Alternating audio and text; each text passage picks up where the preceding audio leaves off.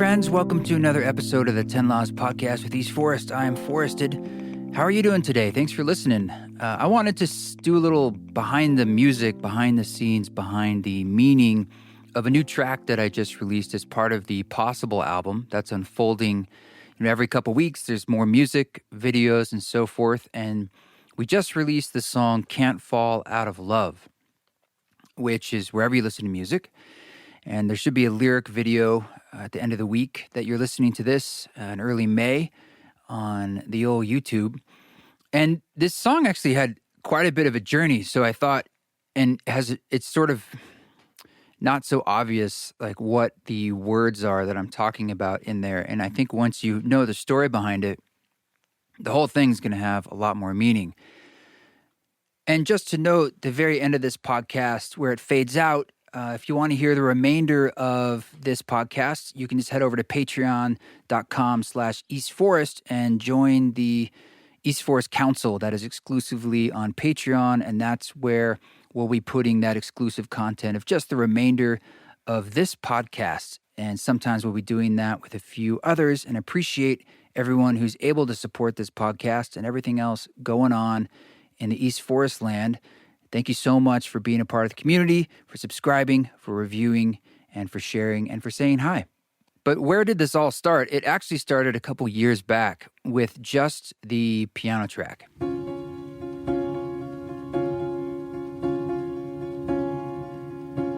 And at first, it was just a piano song. I had gotten into the habit of recording songs starting from the place of just being piano.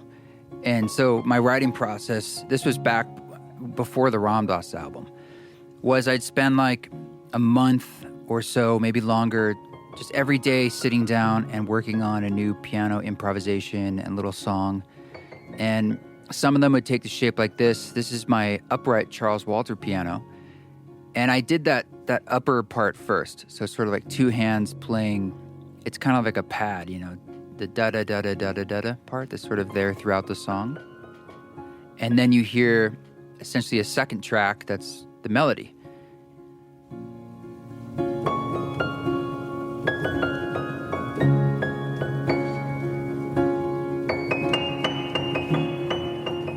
And this is what it was. And then I'll move on and maybe record one or two more.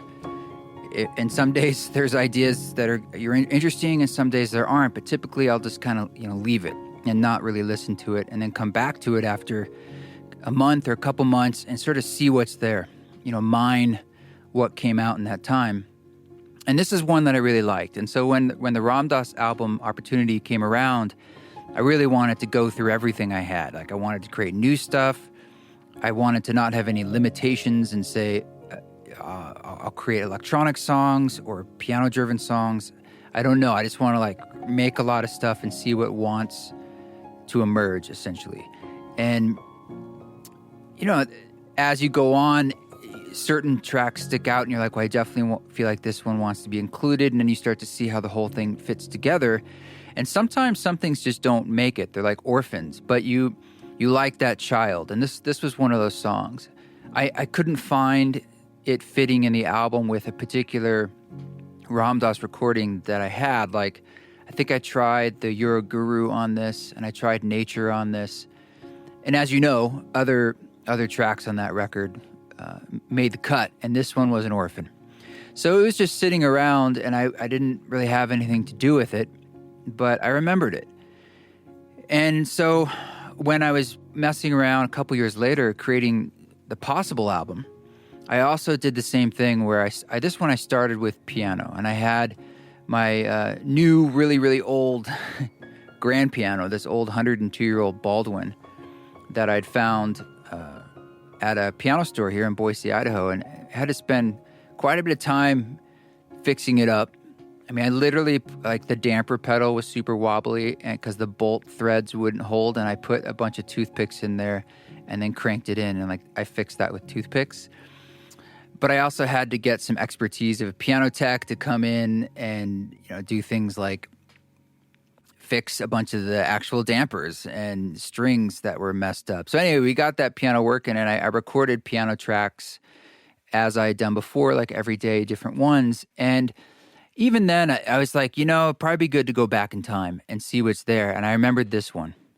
And so it's the same thing. I liked it, but I didn't know what to do with it. But I should note that way back when Lorraine Weiss, who played saxophone on A Miracle and Love Everybody, that was like one day of a recording session we did in Utah. And Lorraine lives near Santa Fe, New Mexico. And I met her, that's kind of a story in itself, through Ivy Ross, who allowed us to stay, Rod and I, to stay at her guest house outside of Santa Fe. And Lorraine's kind of the caretaker there. And so I met Lorraine, and she's like this amazing woman who guides journeys and is really tapped in, and a musician and plays saxophone and does a lot of sound healing. And I was like, just felt like we have to record sometime. But I didn't know how. I thought maybe I'll have to come back or something.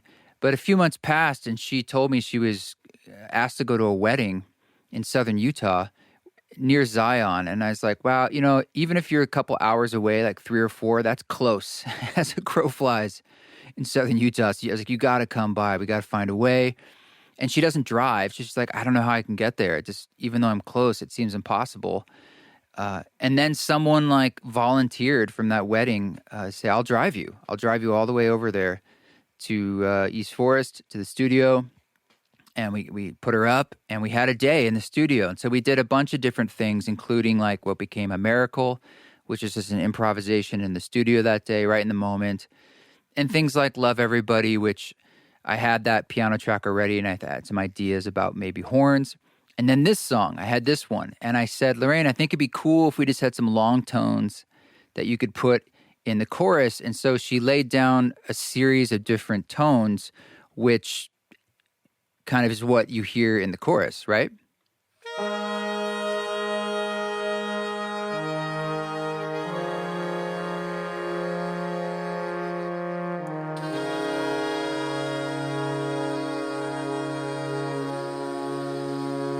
But what you also hear in there is like kind of a trombone. And that's because I added that in because I needed one more part for the harmony. So there's like a little MIDI trombone in there, which typically MIDI horns sound terrible, but I tried it just to hear like what that harmony would sound like, and it sounded okay. So I ended up leaving it in. So that's what you're hearing there. And so I had the piano, I guess, and the horn, and so I revisited it for the possible release. And this is where the voiceover comes in. So it was later in the process of recording the record. This song was a little more of an afterthought in a sense. And I had a really, really powerful experience with ketamine-assisted therapy with Rada over at the ketamine clinic where she works. And I was exploring this space. I've talked about this a little bit before, about this particular experience where we do a series of sessions. I think they were 5 to 6 sessions over 3 weeks, so twice a week. And the idea is that kind of regularity seems to be a very good recipe for some people for helping with depression and anxiety. And at that time, I was definitely feeling more anxiety than I felt was warranted. Well, I shouldn't say warranted. It was in the summer. It was in July. It was mid-July. And as you know, a lot was going on. In the spring, things were quite stressful with the lockdowns and COVID, and just what is this? Where is it going? Touring, stopping, income shifting, everything that we all know about. And I'm sure it was unique in your lives. And by July, we'd kind of found a kind of rhythm, but at the same time, I don't know, I was feeling pretty stressed out about various things, and I felt like maybe this would help. I'd give it a try. So the first couple sessions we did with these lozenges, they're called troches, and they're fairly mellow. Like you can get to very, very deep spaces, but it moves at kind of a pillowy, gentle pace. There were a few journeys I had. The first 3, I think 2 of them it almost felt like extremely subtle, like just kind of a heart opening. And I got to sort of work through some stuff in my psyche and my mind and my heart, but kind of mellow. And then I had a third one that was the same dosage with these lozenges, these troches. And it was actually now, wow, it just kept going and went deeper and deeper into pretty much like a psychedelic space of breaking through barriers of duality. And frankly, it was unexpected, but beautiful and powerful. So when we got to the fourth one, they had run out of troches for me accidentally. And alternatively, the owner of the clinic said, we can give you an intramuscular, like a shot. And I don't know anything. I'm like, sure. Sounds like if that's the alternative, and sure, I'm here for our stop number 4 in the therapy session. But the way they do the calculation of the dosage is that when you take the troche in your mouth, you're absorbing the medicine, the chemical, through the mucous membrane in your mouth. And at the time, it was like, about 30% is absorbed. So if you take 200 milligrams, that's about 66 or so milligrams they're estimating you're absorbing. Later, I found out some people have said, no, you're really only absorbing like 10 to 15%. It really depends on various factors, which means if that's the case, I was getting like, anywhere from 20, 25 milligrams. Well, the calculation was then, here's the shot, we're going to give you 75 milligrams. And when you do a shot, you're getting all of it. It's my understanding. And not only are you getting all of that, it hits you right into that bloodstream. It goes extremely fast. It's really felt like a completely different experience. And they said something like, this can sometimes feel like a freight train and how fast it comes on. And I was sort of like, my own naivete, even for myself as a guy like deeply enmeshed in the psychedelic movement, psychedelic therapy. I've literally been around the world having different kinds of indigenous medicine ceremonies, from ayahuasca to San Pedro to Lakota sweat lodges to my own experiences throughout life with psilocybin. And I've stumbled along the way, and I've had experiences that were profoundly strong, both like challenging and almost traumatic. I'll say it. Some experiences were traumatic, and some experiences that were extremely ecstatic and deeply meaningful spiritually, that changed my life. Like the experience that started all of East Forest in 2008 with psilocybin, which I'll tell that another time, which I've spoken to, I know, on various podcasts. So anyway, I'm saying I shared a responsibility in not really doing my research fully and not really respecting the medicine of ketamine for its power and what it can, like the potentiality of where it can go.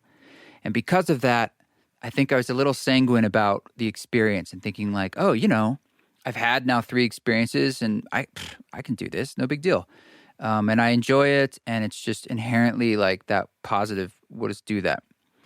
So the guy who was charged to do the shot in my arm also was just sort of like impatient. And like when we arrived to set up, he was already there, and I could tell he just wanted to do it and get out of there. And I'm like, we're doing this as a small group. We don't even have the other members here. There's some elements of ritual and ceremony that we do to prepare. And he's just sort of just like hanging around, just, it wasn't a good energy, it's sort of rushing. And then we finally did start, and he put it in my arm, and then he just like left. And so I'm there with Rod. I was leading the group, thank God, and a couple other people, all wearing masks in this room with like an air filter and the window open. This is how we were doing it. And for the first few minutes, it was just nothing. I was like, all right, maybe it's, it's going to be chill again.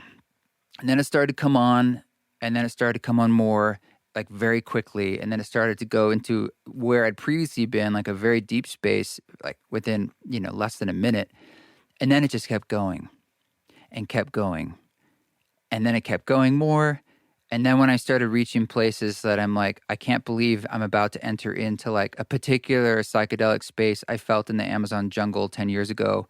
And then it kept going. Like it kept crossing barriers of dimensional space that A, I didn't know existed.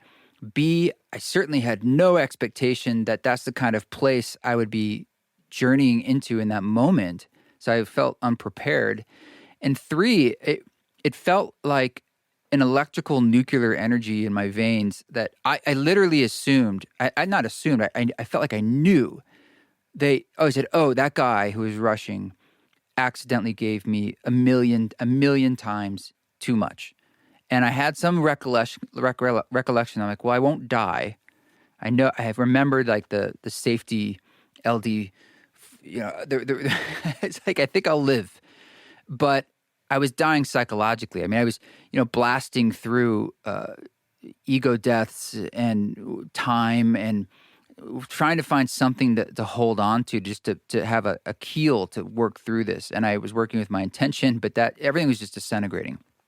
And there was a moment in the journey where this is really difficult to describe, where it's kind of like you can let go, and let's call that death, or you can hang on, and I couldn't really choose. Like I had to let go. And there's a fear in that. And there was this moment where I remember I kind of opened my hand, and I was shaking the whole time, and like my eyes were closed or open. I couldn't move. I was just kind of like letting this energy flow through me. And I opened my hand kind of in like a plea to the universe, like, is there something on that other side that I have to fall into? Like, will I be held if I let go, if I die? And in that moment, I felt another hand holding my hand. It was Radha's hand. And that represented for me, like, because the synchronicity of what I was feeling and what I was going through, and then my hand being held by, like, the feminine, by the mother, by Radha. And it's, you know what I'm saying? Like it was like you leap and then you're caught. It was like, remember Vanilla Sky? Isn't there a scene where, like, he has to jump off a roof to it's sort of the idea of the release to wake up or something like that. And when my hand was held, it was like God holding my hand. It was this idea that, like, imagine all of the universe is love, and this big balloon, and inside it is all manifestation of reality and life. And you can't be outside of that balloon. You can't be out. There's no way to be outside of that. And it's almost like inside of it is all the cause and effect and the karma and the polarity and the shadow and the light.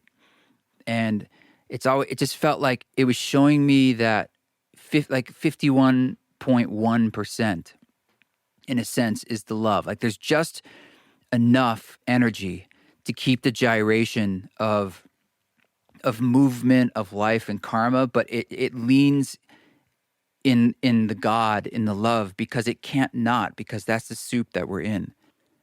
So it was profoundly moving.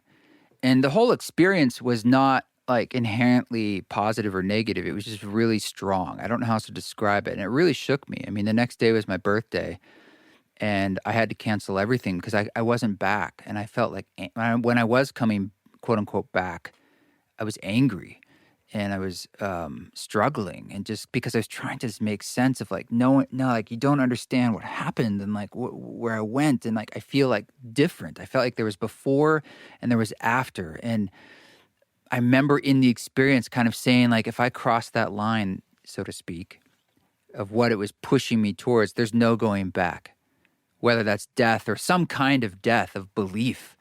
And I went through those things. And now that it happened, and it felt like a kind of initiation, a rite of passage. And I didn't know what to do with that.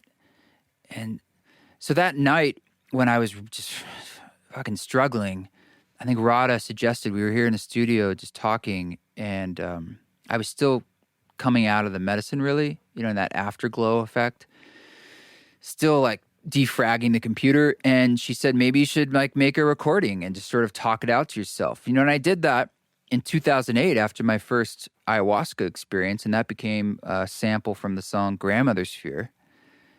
That was also a very strong, challenging experience, but kind of in the samadhi states that came out of it. This was more like cosmic there was absolutely this idea of oneness, but it was just the strength and the severity and how it mimicked like every medicine I'd ever been on. It was like space medicine. I don't know how to describe it. I should note that that was my last session until about 6 months later, and did another series of 4 or 5 sessions to work with depression and anxiety. I just stuck with the trochees, and it was very beautiful and mellow and extremely beneficial. The IMs I don't think are for me, and if they were, instead of doing 75 milligrams, for me, everyone's dosaging is different. I would probably do like 15 or 20. So anyway, I did do a vocal field notes recording to myself. I just grabbed the mic and hit record and just wanted to get like a stream of consciousness of ideas out. And that's where this recording came from that you hear at the beginning of the song. We are held.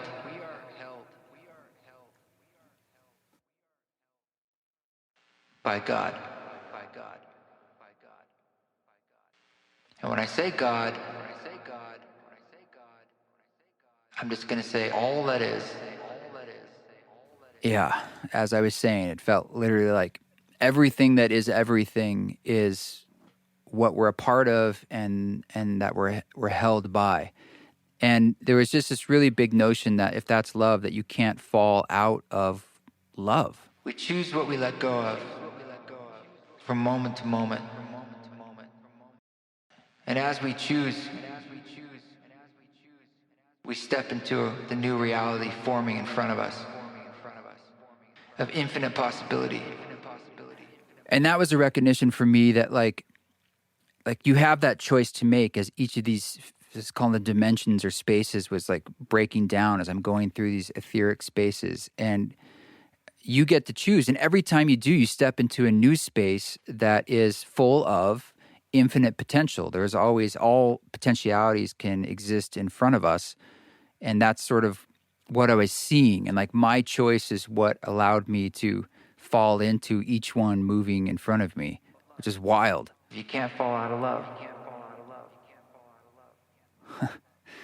You can't fall out of love, yeah. You can't fall out of love. So these are just notes that I wanted to remember. And what's crazy is like, I'm telling this to you now and it feels like I'm just telling you like my drug story. And I guess literally that's what it is, but it had meaning for myself. And when Radha grabbed my hand, there was like this universal message. But you can never lose your way completely. And how the suffering is just not giving in. And that was absolutely true in those moments. The suffering for me was holding on, Endless choices. Yeah. Endless choices. And yet there's one choice. And that one choice just sort of being, you could call it, these are metaphysical sort of feelings, mystical poetry ideas about that there's really only one thing to choose, and that is to fall into love or not.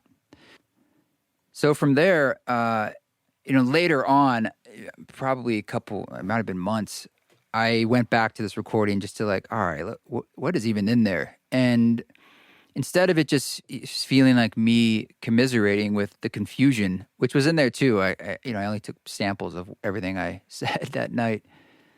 There were some universal messages that I thought, this maybe, I have to like step back from it as a creator and an artist and step away from like my own vulnerability and embarrassment of sharing some of these things. Which, like I said, it's like, why should I be putting, someone's my trip report into a song? But that's the same feeling I thought about Grandmother's Fear way back when. And that song was also an afterthought. And then I ended up doing it, and I took that leap. I fell into love in a sense, and there was something there that, was universal for other people to experience. So basically, I ended up adding, pads to the song and other elements to kind of flesh it out a bit. And we took these things, and eventually, I had to bring in some drums, which I just heard a particular rhythm in my mind with that sort of delay.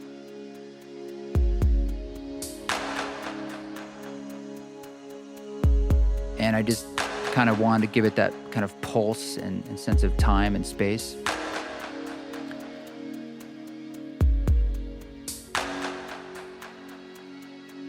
And I was also in Portland. Eventually, once the song started to get a little more finalized, I went to Portland to the Map Room studio and met with a few different musician friends to record some additional parts for all the songs. It was an epic day. And Owen Hoffman-Smith came in, who plays double bass amazingly well, and like he played the bowing on Dark Thoughts and the double bass on Home, and he also plays electric bass. He also plays cello. The guy's a pretty impressive musician, and I had him do some bass for this song, just kind of give it some kind of non-electronic human quality, you know?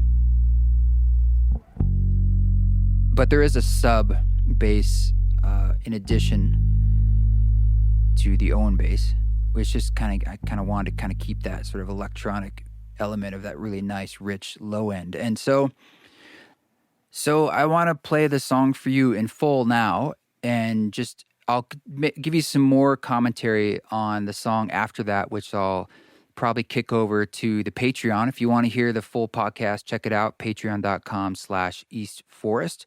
And thanks for everyone for reviewing and listening. More songs to come, as I said, but thanks for sticking around. And this is the whole You Can't Fall Out of Love in full. If you want to hear it in high resolution or higher, go to my website, eastforest.org, hit the music tab, and you can get it in 24-bit. And it was mastered by Taylor Dupree. And even just most like Spotify and Apple are going to be higher than this. This is only 128 here on the podcast, but let's listen to it in full.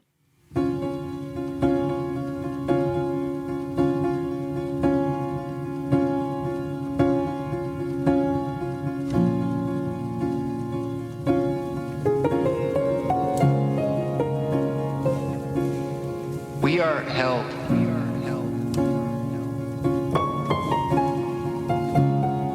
by God.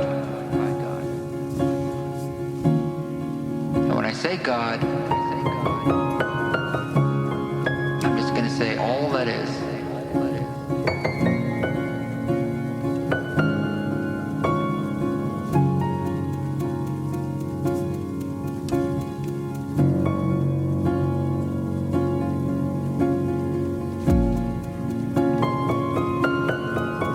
We choose what we let go of from moment to moment.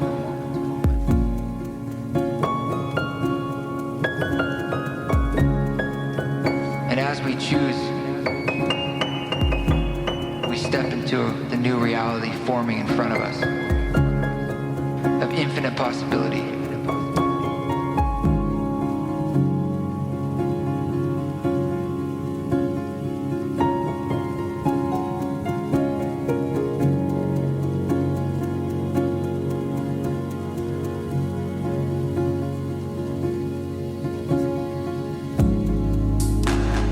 Choice you make,